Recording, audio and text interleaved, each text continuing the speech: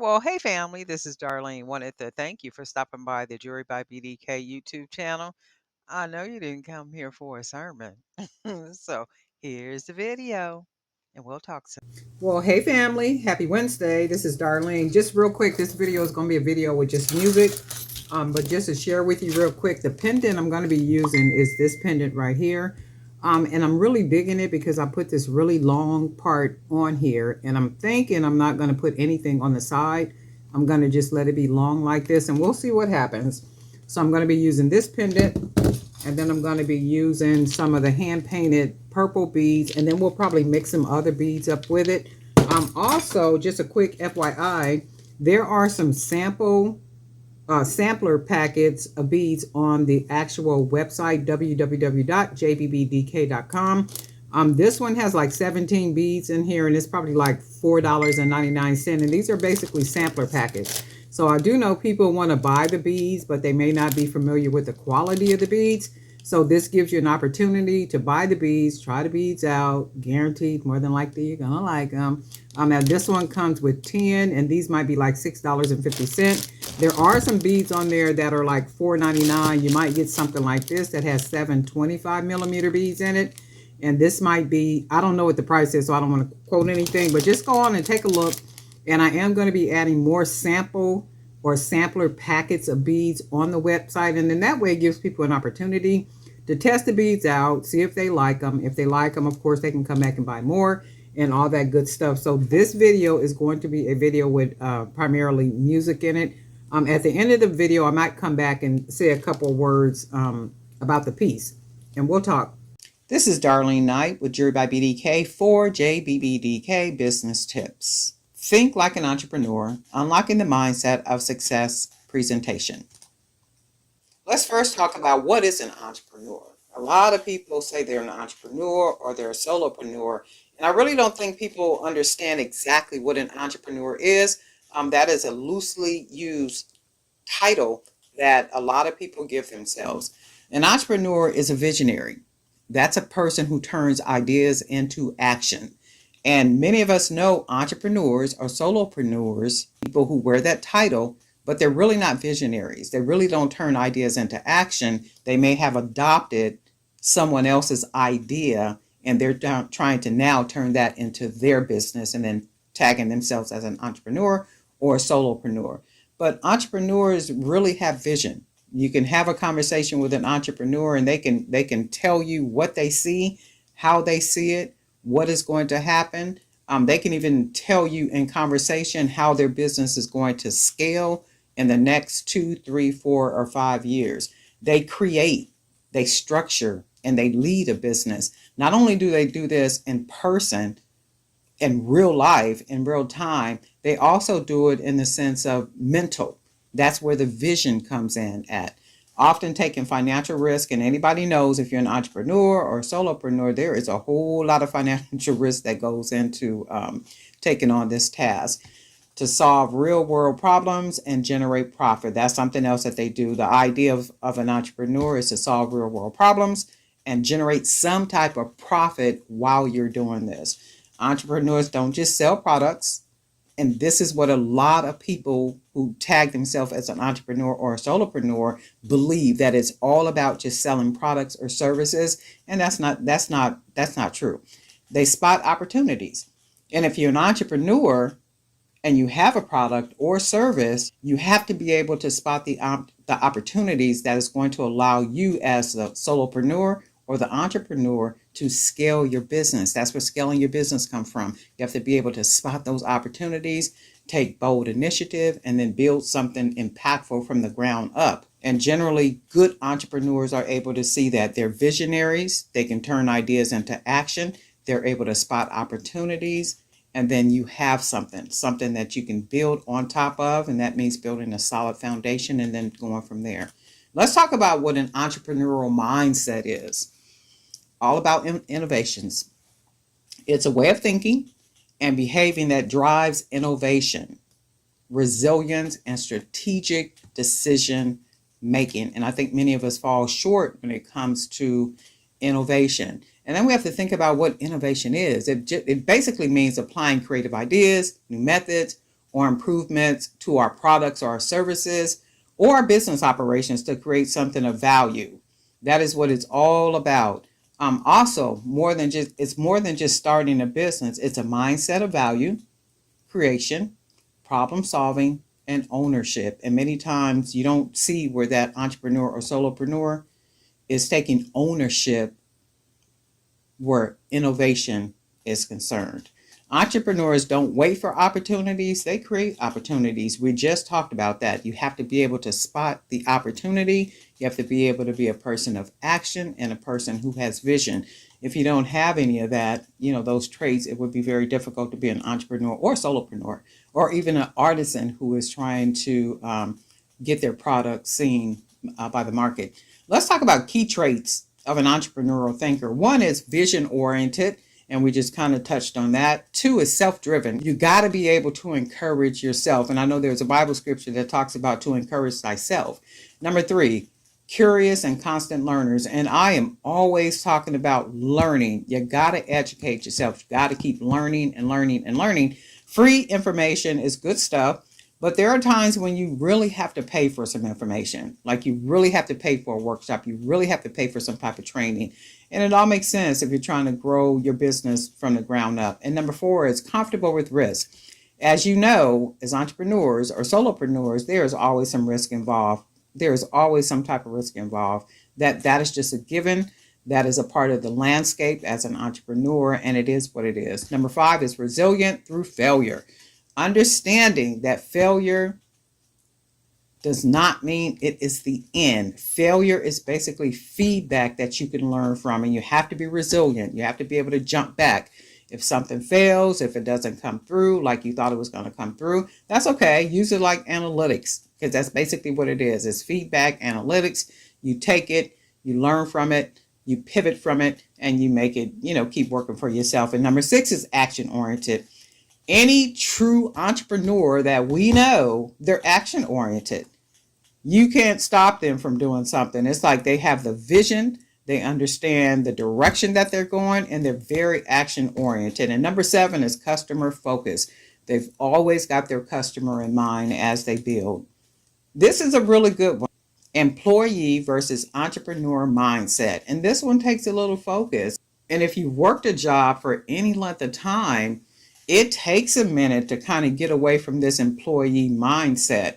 And that's a given. Don't be hard on yourself. I mean, we all worked regular full-time jobs at good companies and probably made good money and got all the benefits that come along with it and all that good stuff. And then there comes this shift where we say, okay, you know what? I have a talent here, or I can make this, or I can do this. I can provide a product or a service. And I want to start my own business. I want to be an entrepreneur or a solopreneur. And it does take a minute for a mind shift, and don't be hard on yourself if your mind hasn't shifted from employee to an entrepreneur mindset as of yet. It'll happen. So just let's touch on some things. Trait, security. Employee, a job gives us security many times. But when you look at the landscape right now, with a lot of these jobs, security is not like the security used to be. So that's what an employee mindset is. It's a job, it's salary, that money is coming in like it's supposed to come in once a month, every 2 weeks, every week, however one gets paid. But the entrepreneur mindset is creating value and income. So not only are we trying to create some type of income, and we don't want just necessarily passive income coming in either. We want income coming in. Income that is going to sustain us, but we also have to be creating some type of value as well. Direction, the trait, direction. An employee mindset follows the rules. That is what we're conditioned to do. I know there's a lot of graduations this year, and I'm looking at all these young people and they're graduating with their degrees and all this kind of stuff. And they've just went through 4 or 5 years of being conditioned to follow rules. And that is generally what college is all about. I'm not knocking college because I'm a college graduate, but I'm just saying it conditions you to follow the rules. An entrepreneur mindset sets vision and direction. That is what it's all about, because you have to build the foundation, and then you have to have the wherewithal and the vision to be able to build on top of that foundation. And then another trait, risk. An employee mindset avoids risk. At all costs, they avoid risk. And why is that? Because it's their job, it's their salary that is at risk. And they're not trying to risk that if that is their sole um, financial situation that sustains them. An entrepreneur mindset is they manage risk. And if you practice managing risk as an entrepreneur, I think that is a trait or a skill that will carry you through your entire life. I mean, it's just something about being able to manage risk, understand risk, and then be able to move from there. And then another trait is problem solving. An employee waits for help. And generally, they have to wait for help because it's not theirs. They work for a company, and that company has rules and policies and regulations and all these type of things, so they have to wait it out. An entrepreneur mindset finds or builds the solution.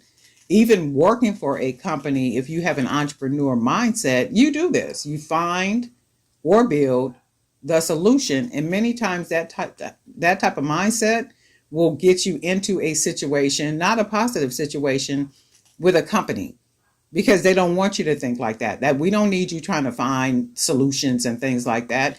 And if you are that type of thinker with a company, they will take advantage of it and use it. But many times people don't get promoted, or they don't get the financial rewards that they should get, and those type of things. And then also a trait, ownership. An employee mindset is task driven.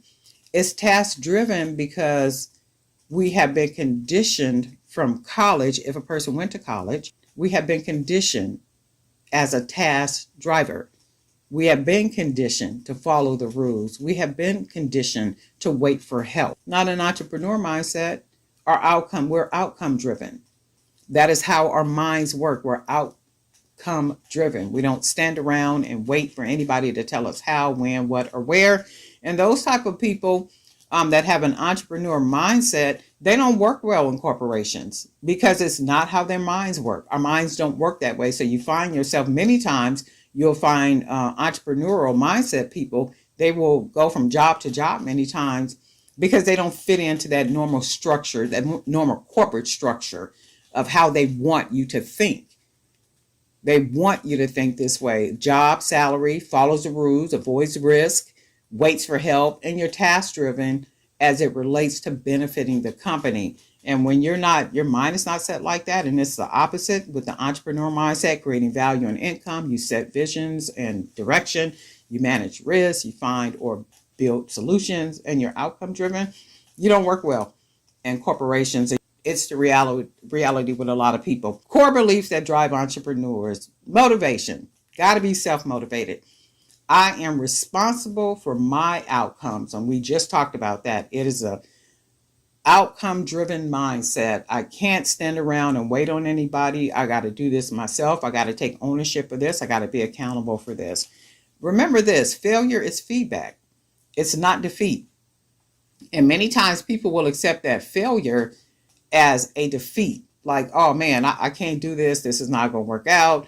Oh wow, this happened. And well, no. Hold on a second. Stand still. Failure is just feedback, like analytics.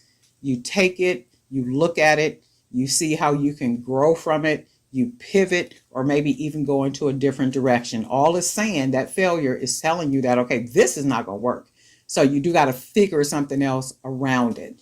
And that's all there is. There's always a way. No matter what it is, there is always a way. And that way may not be the same way that everybody else does it. That's where innovation comes in at. That's where innovation comes in at. That's where outcome driven comes from. It's not like the way everybody else does it. And you don't want to be doing it the same way that everybody else does it. Create value, not just products. Create value, not just products. You got to have some value. And what is that value? Only you know what that value can be when it comes to your product. Now, 5 people at an event may have amethyst stretch bracelets, right? So as a customer, I can go to 5 different tables, and all 5 of these tables basically have the same type of bracelets or earrings or necklaces, right? There's no value in that. That's pretty generic. Those are generic products that I can get at any one of these 5 vendors, right?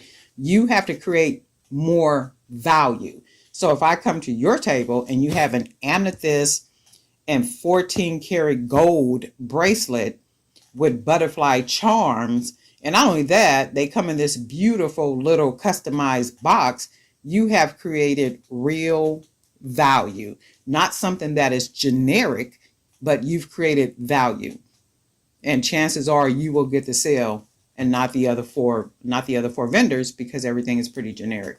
Let's talk about skills every entrepreneur must practice. And these are needs, right? One, decision making under uncertainty.